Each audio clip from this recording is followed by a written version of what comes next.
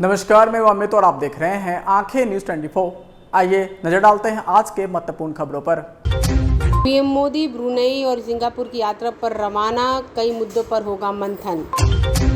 BJP ने अपने प्रदेश कार्यालय से सदस्यता अभियान की शुरुआत की। सदस्यता अभियान को लेकर विजय कुमार सिन्हा ने कहा, एक पर्व एक रूप में सदस्यता अभियान चलाती है। सुमित अंपिल ने जेवलिन थ्रो में जीता गोल्ड मेडल। और गुजरात में भारी बारिश का अलर्ट, पश्चिम एमपी समेत इन राज्यों में बरसेंगे बादल। नमस्कार, मैं अमित और आप देख रहे हैं आंखें न्यूज 24। प्रधानमंत्री नरेंद्र मोदी ब्रुनेई और सिंगापुर के दौरे पर रवाना हो गए हैं। वहीं प्रधानमंत्री नरेंद्र मोदी अपने 3 दिवसीय यात्रा के दौरान कई वैश्विक मुद्दों और विदेशी नेताओं के साथ चर्चा करेंगे। इसके साथ ही पीएम नरेंद्र मोदी भारत के रक्षा, ऊर्जा और प्रौद्योगिकी सेक्टर से जुड़े मुद्दों पर भी विचार विमर्श करेंगे। वहीं पीएम मोदी 4 और 5 सितंबर को सिंगापुर में होंगे। इस दौरान भारत और सिंगापुर के बीच सेमीकंडक्टर निर्माण और डिजिटल भुगतान क्षेत्र में 2 अहम समझौते हो सकते हैं। बता दें कि विदेश मंत्रालय में सचिव पूर्व जयदीप मजूमदार के मुताबिक भारत और सिंगापुर के रिश्ते बड़े विस्तार से किए गए हैं, जिन्होंने बताया कि प्रधानमंत्री ब्रुनेई के सुल्तान हाजी हसनल बोलकिया के निमंत्रण पर प्रधानमंत्री 3 और 4 सितंबर को ब्रुनेई की यात्रा कर रहे हैं। यह किसी भी भारतीय प्रधानमंत्री की ब्रुनेई की पहली द्विपक्षीय यात्रा होगी। वहीं पीएम मोदी अपनी ब्रुनेई यात्रा के दौरान भारत के द्विपक्षीय संबंधों के सभी पहलुओं पर चर्चा करेंगे। इसके साथ ही वह ब्रुनेई के साथ सहयोग के नए क्षेत्रों की संभावनाओं को भी तलाशेंगे। बता दें कि भारत ब्रुनेई के साथ मधुर और मैत्रीपूर्ण संबंध साझा करता है, जिसमें रक्षा, व्यापार और निवेश के अलावा ऊर्जा, अंतरिक्ष प्रौद्योगिकी, स्वास्थ्य, शिक्षा, निर्माण, संस्कृति और लोगों के बीच आपसी संपर्क जैसे कई क्षेत्र शामिल है, जिनमें भारत और ब्रुनेई एक दूसरे का समकक्ष है। विदेश मंत्रालय में सचिव पूर्व जयदीप मजूमदार ने कहा कि ब्रुनेई भारत की एक्ट ईस्ट नीति और हिंद प्रशांत के दृष्टिकोण में एक महत्वपूर्ण साझेदारी है। वहीं पीएम नरेंद्र मोदी ब्रुनेई यात्रा के दौरान कई महत्वपूर्ण घोषणाएं भी हो सकती है, जिसमें दोनों देशों के बीच ऊर्जा और रक्षा क्षेत्र में सहयोग शामिल है। बता दें कि ब्रुनेई ने हाल के सालों में रक्षा क्षेत्र में ध्यान देना शुरू किया, जिसके साथ ही ब्रुनेई ने भारत को करीब सहयोग के लिए संदेश भी भेजा है।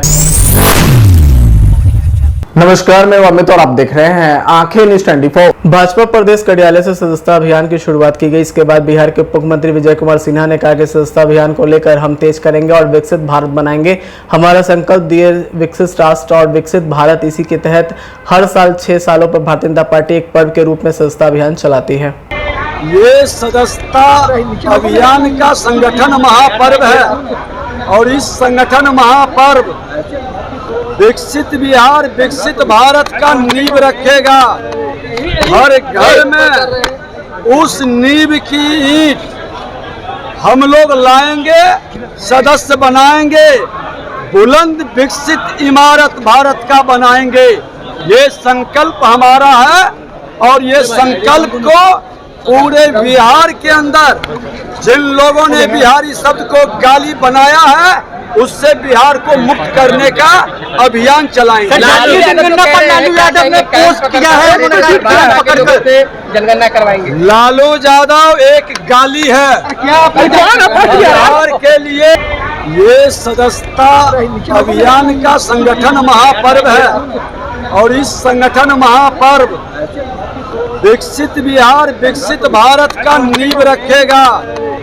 हर घर में उस नींव की ईंट हम लोग लाएंगे, सदस्य बनाएंगे, बुलंद विकसित इमारत भारत का बनाएंगे। ये संकल्प हमारा है और ये संकल्प को पूरे बिहार के अंदर जिन लोगों ने बिहारी शब्द को गाली बनाया है, उससे बिहार को मुक्त करने का अभियान चलाएंगे। लालू यादव ने पोस्ट किया है, जनगणना करवाएंगे। लालू यादव एक गाली है।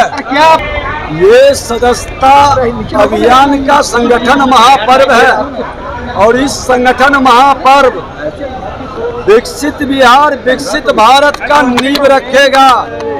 हर घर में उस नींव की ईंट हम लोग लाएंगे, सदस्य बनाएंगे, बुलंद विकसित इमारत भारत का बनाएंगे। ये संकल्प हमारा है और ये संकल्प को पूरे बिहार के अंदर जिन लोगों ने बिहारी शब्द को गाली बनाया है, उससे बिहार को मुक्त करने का अभियान चलाएं। नमस्कार, मैं अमित और आप देख रहे हैं आंखें न्यूज 24। भाजपा प्रदेश अध्यक्ष डॉक्टर दिलीप जायसवाल, पूर्व प्रदेश अध्यक्ष संजय जायसवाल, प्रदेश के उप मुख्यमंत्री सम्राट चौधरी, उप मुख्यमंत्री विजय कुमार सिन्हा, महामंत्री भिखू भाई दलसानिया उपस्थित थे। बता दें कि मौके पर कई विशिष्ट अतिथि भी उपस्थित रहे। वहीं पूर्व राज्यपाल गंगा प्रसाद, पटना के जाने माने चिकित्सक शांति देवी, पटना मेयर सीता साहू समेत कई लोगों ने आज बीजेपी का सदस्यता ग्रहण किया। वहीं मीडिया को संबोधित करते हुए भाजपा के प्रदेश अध्यक्ष डॉक्टर दिलीप जायसवाल ने कहा कि भारतीय जनता पार्टी पूरे देश के परिवार की पार्टी है, न कि बल्कि एक परिवार की पार्टी है। इसके साथ ही साथ सम्राट चौधरी ने भी सदस्यता अभियान के मौके पर अपनी उपलब्धियों को गिनाया। इसके साथ ही साथ उन्होंने राहुल गांधी, सोनिया गांधी और लालू प्रसाद यादव पर निशाना साधा और कहा कि भारतीय जनता पार्टी पूरे देश की पार्टी है, न कि एक परिवार की पार्टी है। और भारतीय जनता पार्टी के लिए पूरे देश एक परिवार के समान है। पार्टी के राष्ट्रीय अध्यक्ष जी ने कल पहला सदस्यता अभियान की शुरुआत की और देश के यशस्वी प्रधानमंत्री नरेंद्र मोदी जी को इस देश का पहला भाजपा का सदस्य बनाने का काम किया था। और अब करोड़ों की संख्या में हम लोग नीचे जाकर राष्ट्रीय स्तर पर, प्रदेश स्तर पर, आज प्रदेश स्तर पर इसकी शुरुआत हुई और कल और परसों, कल प्रमंडल स्तर पर और उसके बाद जिला के स्तर पर, मंडल के स्तर पर, पंचायत के स्तर पर इस पूरे अभियान की शुरुआत भारतीय जनता पार्टी करेगी सर। लेकिन हमारे लिए चैलेंज है साथियों कि पिछले 2 बार की सदस्यता में हम लोगों ने करोड़ों लोगों को सदस्य बनाने का काम किया था। इस बार पूरी तरह भारतीय जनता पार्टी के एक-एक कार्यकर्ता से आग्रह करना चाहता हूं, निवेदन करना चाहता हूं। सभी हमारे विधायक, सांसद, सभी मंडल अध्यक्ष, जिला अध्यक्ष, सभी पदाधिकारी से विशेष तौर पर आग्रह करना चाहता हूं कि आप गांव में जाएं, एक एक सदस्यता अभियान को चलाएं और प्रथम बार जो पाली हमारी तय हुई है 1 तारीख से लेकर 25 सितंबर तक, हम पिछला रिकॉर्ड जो करोड़ का है उस करोड़ को पूरा करने का काम कीजिए साथियों, ये आग्रह करना चाहिए। और हम कमिटेड लोग हैं। भारतीय जनता पार्टी की शुरुआत जनसंघ के, जैसा कि भिखू भाई साहब ने बताया, जिस विचारधारा को लेकर चल रहे हैं, ये कमिटमेंट वाली पार्टी हम जरूर बताने का काम किया। भारतीय जनता पार्टी ने 3 कमिटमेंट इस देश के साथ किया साथी। डॉक्टर श्यामा प्रसाद मुखर्जी जी, जिनके आदर्शों को लेकर भारतीय जनता पार्टी आगे बढ़ी, 70 वर्षों तक हमने गठबंधन जरूर किया साथियों, लेकिन 370 1951 में जो हम नारा देते थे, वही नारा 2019 में भी हमने दिया और 2019 में देश के यशस्वी प्रधानमंत्री नरेंद्र मोदी जी ने उसी 370 को उठाकर कचरे के ढेर में फेंक दिया। आज 370 इस देश से खत्म हो गया। भाजपा से जुड़ने का मतलब सिर्फ एक राजनीतिक दल का सदस्य बनना नहीं। भारतीय जनता पार्टी से जुड़ने का मतलब है कि देश की दिशा और दशा तय करने वाला एक फौज का सिपाही बनना है। यह भारतीय जनता पार्टी के कार्यकर्ता का प्राथमिक सदस्य बनने का मतलब होता है। इसलिए मित्रों, अब इस देश में जरूरत है राष्ट्रवादी विचारधारा को मजबूत करने का। और उस राष्ट्रवादी विचारधारा को हम अगर 140 करोड़ लोगों के बीच ले जाएंगे, सर्वस्पर्शी बनेंगे, सबको साथ लेकर के हम सदस्यता अभियान चलाएंगे और इस देश में सबको जीने का हक हो, सबका साथ, सबका विकास हो।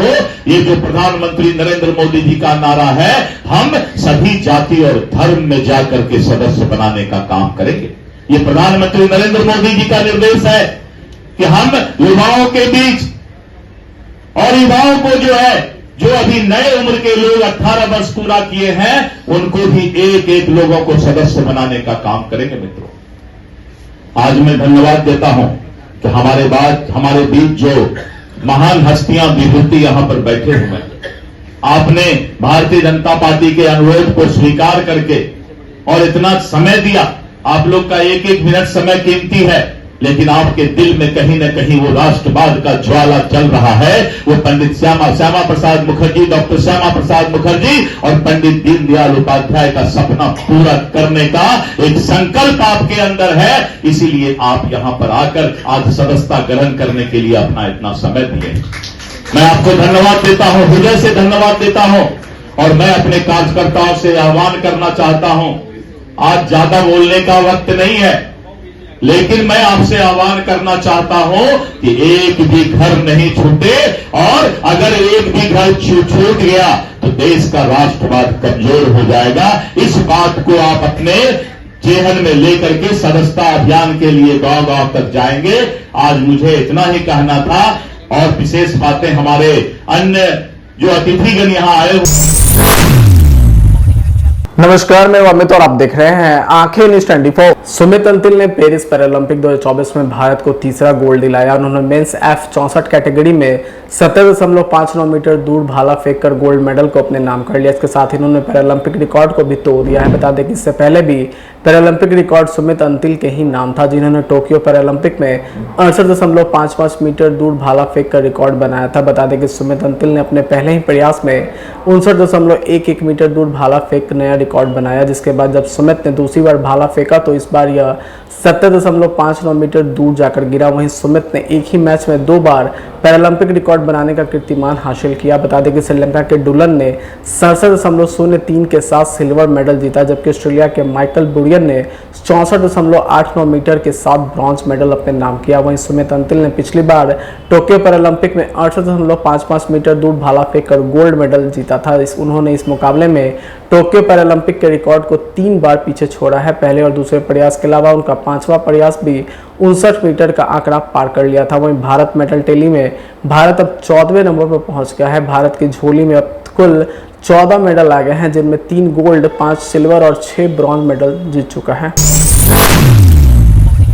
नमस्कार, मैं अमित और आप देख रहे हैं आंखें न्यूज़ 24। देश के कई राज्यों में बारिश का दौर अब भी जारी है। दक्षिण भारतीय राज्य तेलंगाना और आंध्र प्रदेश में भारी बारिश के चलते जनजीवन पूरी तरह से अस्त व्यस्त हो गया है। इसी बीच मौसम विभाग ने एक बार फिर से देश के कई राज्यों में बारिश को लेकर भविष्यवाणी जारी की है, जबकि गुजरात में भारी बारिश से बहुत ज्यादा भारी बारिश का अनुमान जताया गया है, जिसके राज्य में रेड अलर्ट जारी किया गया है। बता दें कि तेलंगाना और आंध्र प्रदेश के ज्यादातर इलाकों में सोमवार को भी लगातार तीसरे दिन बारिश का दौर जारी रहा। दोनों राज्यों में नदी नाले उफान पर हैं। लगातार हो रही बारिश के चलते राज्य के निचले इलाकों में पानी भर गया, जिससे फसलों को भारी नुकसान हुआ है। वहीं भारी बारिश के चलते सड़क और रेल मार्ग अवरोध हो गए हैं। कई स्थानों पर रेलवे ट्रैक पर पानी भर गया है, ट्रैक को भी नुकसान हुआ है। इसके बारे में रेलवे ने 432 ट्रेनों को रद्द कर दिया है, जबकि 139 ट्रेनों को डाइवर्ट किया गया है। वहीं मौसम विभाग के मुताबिक राज्य के कई जिलों में अगले 24 घंटों में भारी बारिश होने की संभावना है। वहीं मौसम विभाग की माने तो आदिलाबाद, कामारेड्डी, कोमाराम, भीम, आसिफाबाद,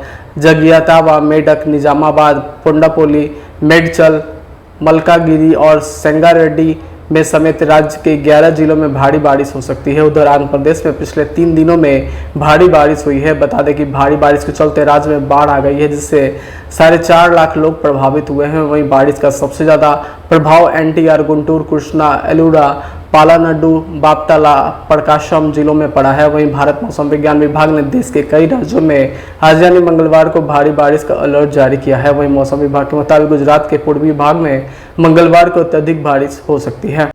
अगर आप भी अपने दुकान, प्रतिष्ठान, school, college, coaching centre, restaurant, cafe का विज्ञापन देना चाहते हैं, वो भी किफायती दर पर, तो आंखें न्यूज़ 24 लेकर आया है आपके लिए एक सुनहरा मौका। आंखें न्यूज़ 24 न्यूज़ पोर्टल की दुनिया में बिहार का सबसे उभरता हुआ चैनल, जहां बिहार झारखंड से जुड़े तमाम बड़ी खबरें देखने को मिलती है। तो देर किस बात की, आज भी जुड़े आंखें न्यूज़ 24 के साथ। संपर्क करें हमारे व्हाट्सएप नंबर 8935876430 पर। क्या आप पत्रकारिता के क्षेत्र में अपना कैरियर बनाना चाहते हैं? तो आज ही royal Ashoka institute of mass communication and journalism में अपनी जगह सुनिश्चित करें। आर्यभट्ट ज्ञान विश्वविद्यालय पटना से मान्यता प्राप्त 100% प्लेसमेंट के साथ royal Ashoka institute of mass communication and journalism नामांकन जारी है। हमारा पता है DS/16 गायत्री मंदिर के समीप, कंकड़ बाग, पटना 8,20,000। आप हमें संपर्क भी कर सकते हैं। हमारा मोबाइल नंबर है 9955456126।